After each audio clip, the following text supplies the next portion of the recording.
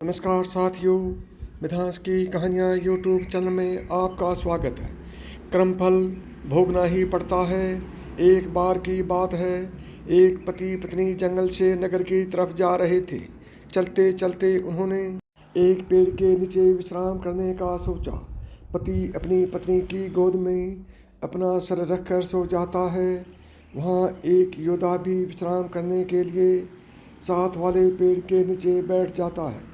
पत्नी उस योद्धा से कहती है, मैंने कभी अपने जीवन में तलवार नहीं देखी, क्या आप मुझे कुछ क्षण के लिए अपनी तलवार देखने का मौका दोगे?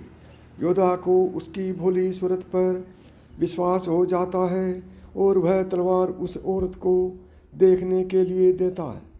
औरत तलवार पकड़ते ही अपने पति का गला काट देती है और तलवार योद्धा की तरफ फेंक देती है और नगर की तरफ भागती है और कहती है, इस योद्धा ने मेरे पति को मार डाला। यह बात राजा तक पहुंची।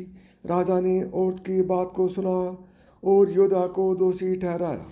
राजा ने अपने सलाहकार से पूछा, उचित सजा क्या होनी चाहिए? सलाहकार ने कहा, राजन, इस योद्धा ने अपनी तलवार से औरत के पति की हत्या की है, तो इसकी दोनों बाजुओं को काट देना चाहिए ताकि वह कभी तलवार ना चला सके। राजा ने ऐसा ही किया। योद्धा की दोनों बाजुओं को कटवा कर उसे छोड़ दिया गया। इस तरह जब योद्धा की बाजू काट दी जाती है तो वह उस पीड़ा और अपमान को सहन नहीं कर पाता और पहाड़ी से कूदकर आत्महत्या करने की सोचता है। लेकिन रास्ते में उसे एक साधु रोक लेता है।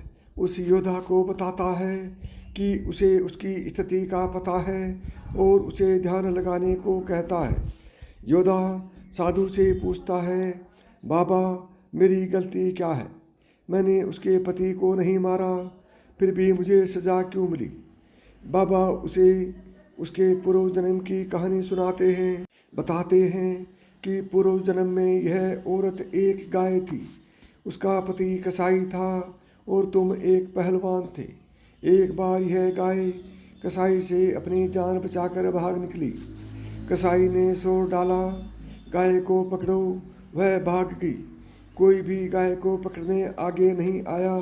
सब जानते थे कि यह गाय को पकड़कर मार देगा, पर तुमने अपनी शक्ति का प्रदर्शन करने के लिए आगे आई और अपनी बाजुओं से उस गाय के सींग पकड़कर उसे रोक दिया और उसे कसाई के हवाले कर दिया।